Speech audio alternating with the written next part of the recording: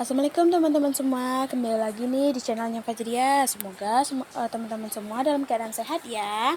Oke, kali ini kita akan membahas tentang penerapan kurikulum Merdeka di Satuan RA atau Rodatul Aqwal. Kita lanjut materi ya. Pembahasan pertama yaitu tentang kebijakan kurikulum Merdeka. Apa aja sih yang harus kita pahami dalam kurikulum Merdeka? Yang pertama, kurikulum operasional sekolah. Yang kedua, proyek penguatan sekolah. Yang ketiga, garis besar kebijakan. Yang keempat, pembelajaran dan asesmen. Yang kedua yaitu garis besar kebijakan KUMER, yaitu pengembangan soft skill dan karakter anak melalui proyek profil pelajar Pancasila. Yang kedua, fokus pada materi esensial dan pembelajaran yang relevan, sehingga terbentuknya literasi dan numerasi. Yang ketiga, pembelajaran yang fleksibel, keluasan bagi sekolah atau guru untuk merancang pembelajaran.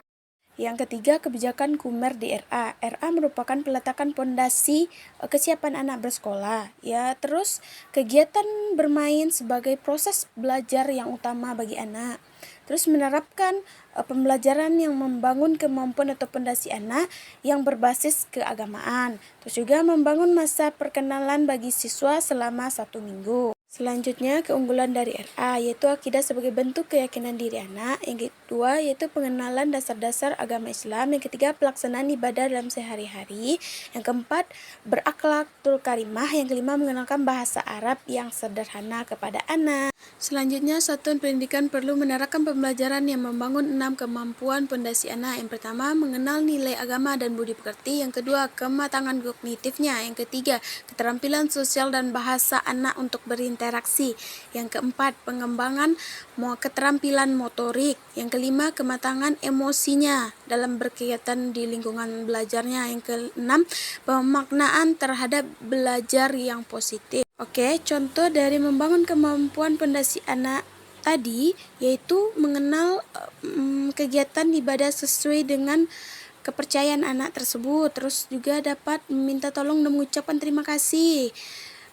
Dapat mampu menunggu, dapat mempertahankan perhatiannya dalam belajar, senang datang ke sekolah, mampu mengenal barang-barang milik pribadinya.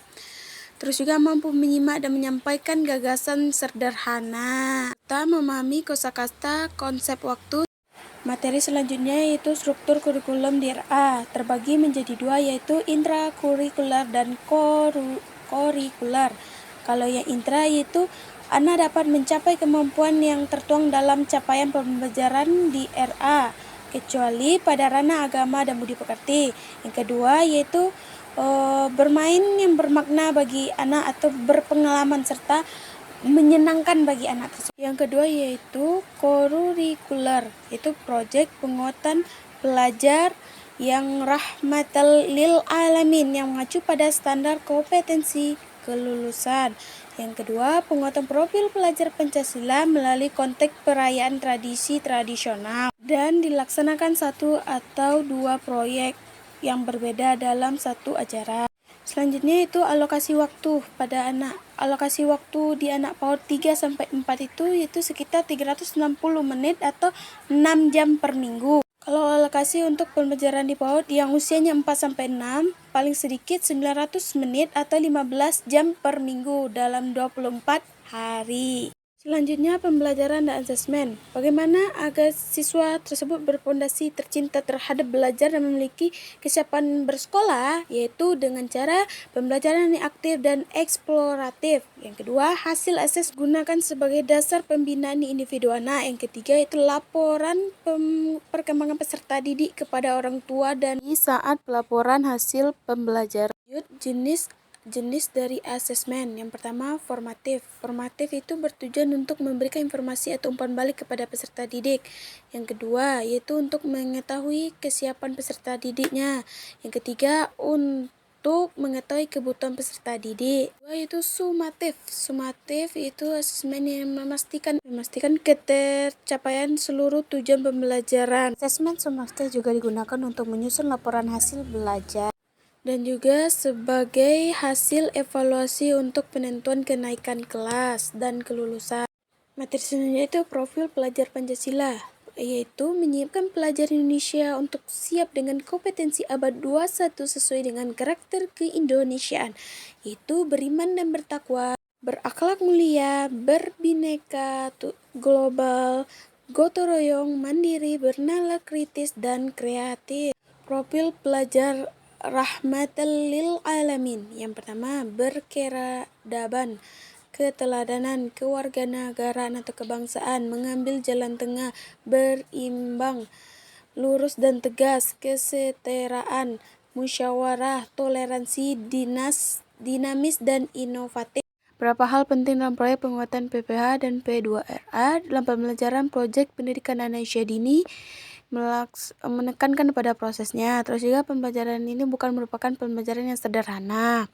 Juga penguatan profil pelajar Pancasila di PAUD dilakukan dengan konteks perayaan tradisional lokal, hari besar nasional, dan ada 4 tema yang dipilih, yaitu sayang bumi, aku cinta Indonesia, bermain dan bekerja sama, serta imajinasiku. Kegiatan PSPR2RA ini juga dilakukan dengan 3 proses, yaitu perencanaan, pelaksanaan, dan evaluasi. Proyek penguatan PP dan P2RA yaitu kegiatan petualang investasi anak dengan pendamping guru tentang suatu hal yang menarik minat dan bakat anak tersebut. Penyusunan KOM itu terdiri dari komponen-komponen kurikulum operasional di satuan pendidikan. Komponen utamanya yaitu dari 4-5 tahun, karakteristik satuan pendidikannya, visi misinya, dan tujuannya. Terus juga komponen utama yang ditinjau di setiap tahun yaitu dari pengorganisasian pembelajaran, rencana pembelajaran, pendampingan evaluasi. Baik teman-teman, hanya itu yang dapat saya sampaikan. Kalau ada kata-kata yang kurang ataupun penyampaian yang salah, saya mohon maaf. Terima kasih teman-teman, dadah.